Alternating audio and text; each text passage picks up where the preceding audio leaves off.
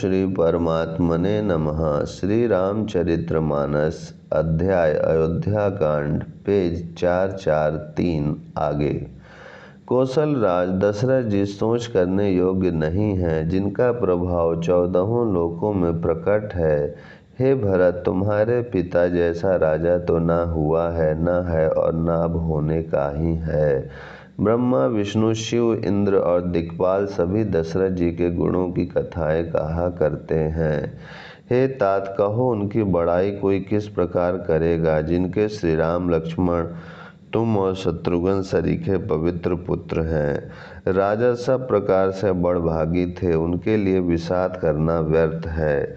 यह सुन और समझ कर सोच त्याग दो और राजा की आज्ञा सिर चढ़ाकर तद अनुसार करो।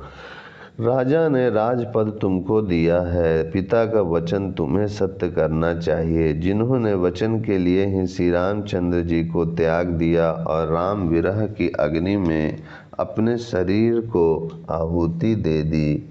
राजा को वचन प्रिय थे, प्राण प्रिय नहीं थे। इसीलिए हे तात, पिता के वचनों को प्रमाण सत्य करो, राजा की आज्ञा सिर चढ़ाकर पालन करो, इसमें तुम्हारी सब तरह भलाई है।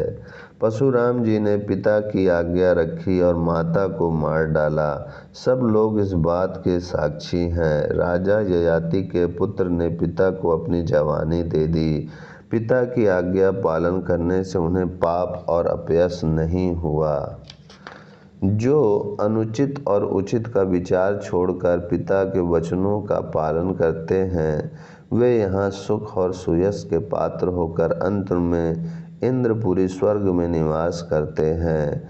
राजा का वचन अवश्य सत्य करो, शोक त्याग दो और प्रजा का पालन करो। ऐसा करने से स्वर्ग में राजा संतोष पावेंगे और तुमको पुण्य और सुंदर यश मिलेगा, दोष नहीं लगेगा।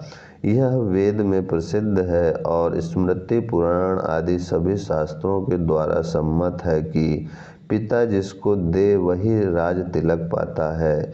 इसलिए तुम राज्य करो, ग्लानि का त्याग कर दो, मेरे वचन को हित समझकर मानो। इस बात को सुनकर श्री रामचंद्र जी और जानकी जी सुख पावेंगे और कोई पंडित इसे अनुचित नहीं कहेगा। कौशल्या जी आदि तुम्हारी सब माताएं भी प्रजा के सुख से सुखी होंगी। जो तुम्हारे और श्री रामचंद्र जी के श्रेष्ठ संबंध को जान लेगा, वह सभी प्रकार से तुमसे भला मानेगा। श्री रामचंद्र जी के लौट आने पर राज उन्हें सौंप देना और सुंदर स्नेह से उनकी सेवा करना। मंत्री हाथ जोड़कर कह रहे हैं, गुरु जी की आज्ञा का अवश्य ही पालन कीजिए। श्री रघुनाथ जी के लौट आने पर जैसा उचित हो तब फिर वैसा ही कीजिएगा। कौशल्या जी भी धीरज धरकर कह रही हैं, हे पुत्र, गुरु जी की आज्ञा पथ्य रूप है, उसका आदर करना चाहिए और हित मानकर उसका पालन करना चाहिए। काल की गति को जानकर विषाद का त्याग कर देना चाहिए।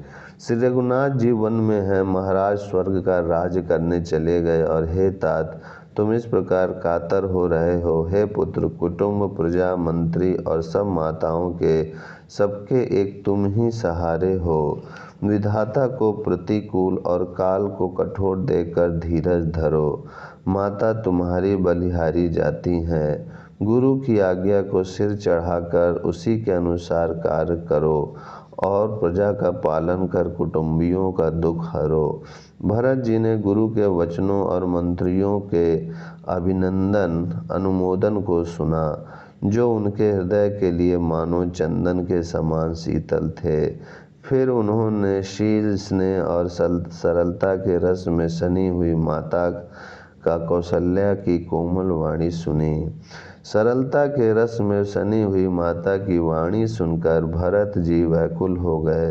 उनके नेत्र कमल जल आंसू बहाकर हृदय के विरह रूपी नवीन अंकुर को सींचने लगे। नेत्रों के आंसुओं ने उनके वियोग दुख को बहुत ही बढ़ाकर उन्हें अत्यंत व्याकुल कर दिया। उनकी वह दशा देखकर उस समय सबको अपने शरीर की सुध भूल गई। तुलसीदास जी कहते हैं, स्वाभाविक प्रेम की सीमा श्री भरत जी कि सब लोग आदरपूर्वक सराहना करने लगे।